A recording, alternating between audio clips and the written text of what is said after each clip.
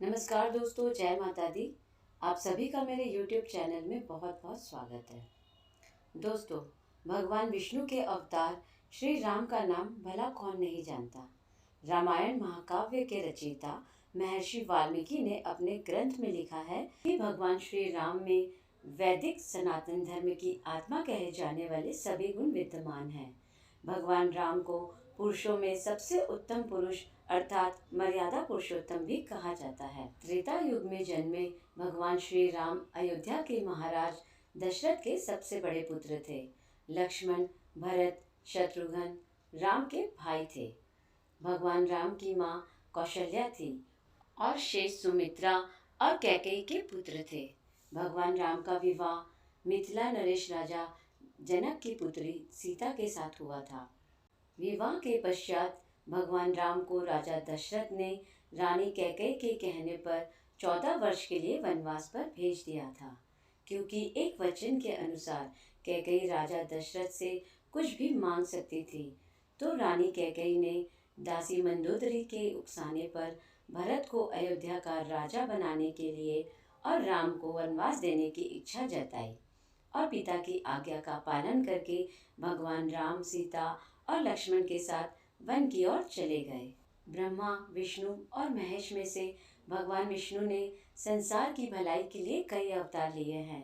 भगवान विष्णु द्वारा कुल 10 अवतार लिए गए हैं, जिसमें से भगवान राम उनके 7वें अवतार माने जाते हैं और यह अवतार भगवान विष्णु के सभी अवतारों में से सबसे ज़्यादा पूजनीय माना जाता है। भगवान श्री राम के बारे में महर्षि वाल्मीकि द्वारा अनेक कथाएं लिखी गई हैं। वाल्मीकि के अलावा प्रसिद्ध महाकवि तुलसीदास जी ने भी श्री राम के महत्व को लोगों को समझाया है। भगवान राम ने कई ऐसे महान कार्य किए हैं जिसने हिंदू धर्म को एक गौरवमयी इतिहास प्रदान किया है। भगवान विष्णु ने राम बनकर असुरों का संहार करने के लिए पृथ्वी पर जन्म लिया। भगवान श्री राम ने मातृ पिता भक्ति के चलते अपने पिता राजा दशरथ के एक आदेश पर 14 वर्ष तक वनवास काटा। नैतिकता, वीरता, कर्तव्य परायणता के जो उदाहरण भगवान श्री राम ने प्रस्तुत किए हैं, वह बाद में मानव जीवन के लिए मार्गदर्शक बन गए हैं। भगवान श्री राम अपनी प्रजा को हर तरह से सुखी रखना चाहते थे। उनकी धारणा थी कि जिस राजा के शासन में प्रजा दुखी रहती है, वह राजा नरक भोगी होता है। ऐसा माना जाता है कि अयोध्या में 11,000 वर्षों तक भगवान श्री राम का दिव्य शासन रहा। दोस्तों, अब हम सुनेंगे एक रोचक कथा जिसमें भगवान श्री राम ने अपने भक्त के लिए रसोई बनाई। बहुत साल पहले की बात है। एक युवक था जिसका नाम आनंद था। वह बहुत ही भोला भाला था, लेकिन बहुत आलसी था। दिन भर कोई काम नहीं करता, बस खाता ही रहता और सोए रहता। घर वालों ने कहा, चलो जाओ निकलो घर से, कोई काम धाम करते नहीं हो, बस पड़े रहते हो। वह घर से निकलकर यूं ही भटकते हुए एक आश्रम पहुंचा। वहां उसने देखा कि एक गुरुजी हैं। उनके शिष्य कोई काम नहीं करते, बस मंदिर की पूजा करते हैं। उसने मन में सोचा, यह तो बढ़िया है, कोई काम धाम करना नहीं है, बस पूजा ही करना है। गुरुजी के पास जाकर पूछा, गुरुजी क्या मैं यहाँ रह सकता हूँ? तब गुरुजी ने कहा, हाँ क्यों नहीं, तुम रह सकते हो। तब आनंद ने कहा कि मैं कोई काम नहीं कर सकता। तब गुरुजी ने कहा कि कोई काम नहीं करना है, बस पूजा करना होगा। आनंद ने कहा, ठीक है, वह तो मैं कर लूँगा। अब आनंद महाराज आश्रम में रहने लगे।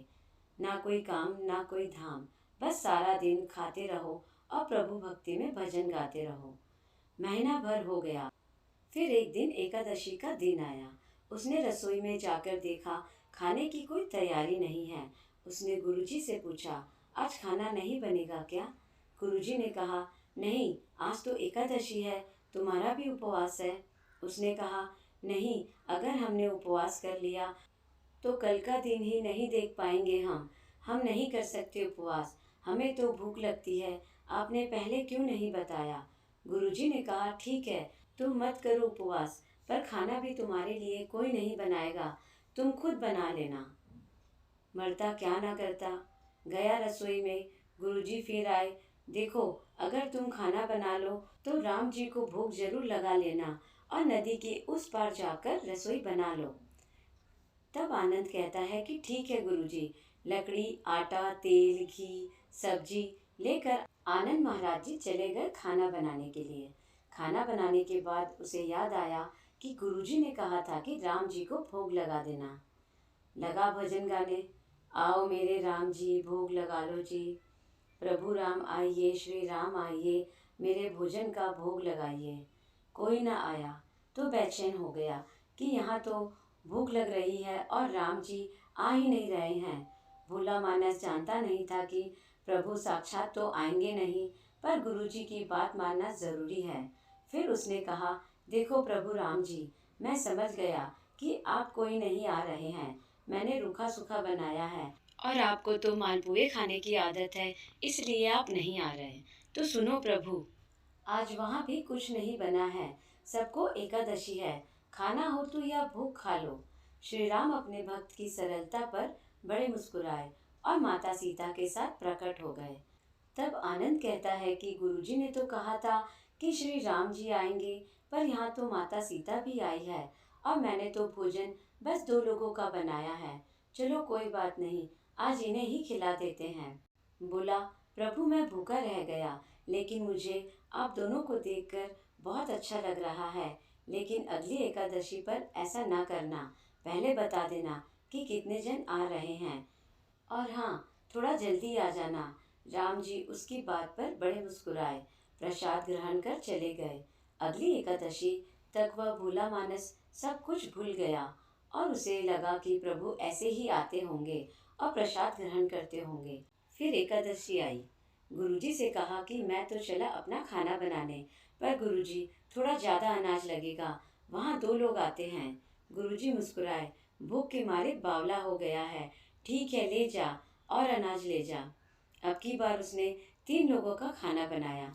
फिर गुहार लगाई, प्रभु राम आइए, सीता राम आइए, मेरे भोजन का भोग लगाइए। प्रभु की महिमा भी निराली है। भक्त के साथ कौतुक करने में उन्हें बड़ा मज़ा आता है। इस बार वे अपने भाई लक्ष्मण, भरत, शत्रुघ्न और हनुमान जी को साथ लेकर गए। भक्त को चक्कर आ गए, यह क्या हुआ, एक का भोजन बनाया तो 2 आए और आज 2 का खाना बनाया तो पूरा खानदान आ गया। लगता है आज भी मुझे भूखा ही रहना पड़ेगा। सबको भोजन लगाया और बैठे बैठे देखता रहा। अनजाने में ही उसकी भी एकादशी हो गई। फिर अगली एकादशी आने से पहले गुरुजी से कहा, गुरुजी ये आपके प्रभु श्री राम जी अकेले क्यों नहीं आते? हर बार कितने सारे लोग को ले आते हैं। इस बार अनाज ज़्यादा देना। गुरुजी को लगा कहीं यह अनाज बेचता तो नहीं है, देखना पड़ेगा। गुरुजी ने भंडार में जाकर कहा कि इसे जितना अनाज चाहिए दे दो और छुप कर उसे वहीं से देखने लगे। इस बार आनंद ने सोचा, खाना पहले नहीं बनाऊंगा, पता नहीं कितने लोग आ जाएं, पहले बुला लेता हूँ फिर बनाता हूँ। आनंद ने फिर गुहार लगाई, प्रभु राम आइए, श्री राम आइए, मेरे भोजन का भोग लगाइए। सारा राम दरबार मौजूद। इस बार तो हनुमान जी भी साथ आए, लेकिन यह क्या, प्रसाद तो तैयार ही नहीं है। भक्त ठहरा भोला भाला, बोला प्रभु इस बार मैंने खाना नहीं बनाया। प्रभु ने पूछा क्यों? तो वह बोला, मुझे मिलेगा तो नहीं, फिर क्या फायदा बनाने का, आप ही बना लो और खुद ही खा लो। राम जी मुस्कुराए और सीता माता भी हंसने लगी उसके मासूम जवाब से।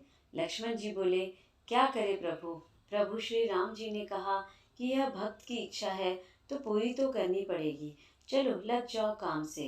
लक्ष्मण जी ने लकड़ी उठाई, माता सीता आटा सानने लगी। भक्त एक तरफ बैठकर देखता रहा।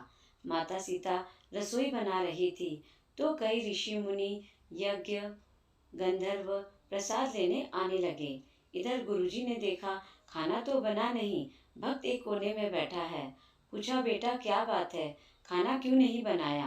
बोला, अच्छा किया गुरुजी आप आ गए, देखिए कितने लोग आते हैं प्रभु के साथ। गुरुजी बोले, मुझे तो कुछ नहीं दिख रहा तुम्हारे और अनाज के सिवा। भक्त ने माथा पकड़ लिया, एक तो इतनी मेहनत करवाते हैं प्रभु, भूखा भी रखते हैं और ऊपर से गुरुजी को दिख भी नहीं रहे, यह और बड़ी मुसीबत है। प्रभु से कहा, आप गुरुजी को क्यों नहीं दिख रहे हो? प्रभु बोले, मैं उन्हें नहीं दिख सकता। तो वह बोला, क्यों? वे तो बड़े पंडित हैं, ज्ञानी हैं, विद्वान हैं, उन्हें तो बहुत कुछ आता है, उनको क्यों नहीं दिखते आप?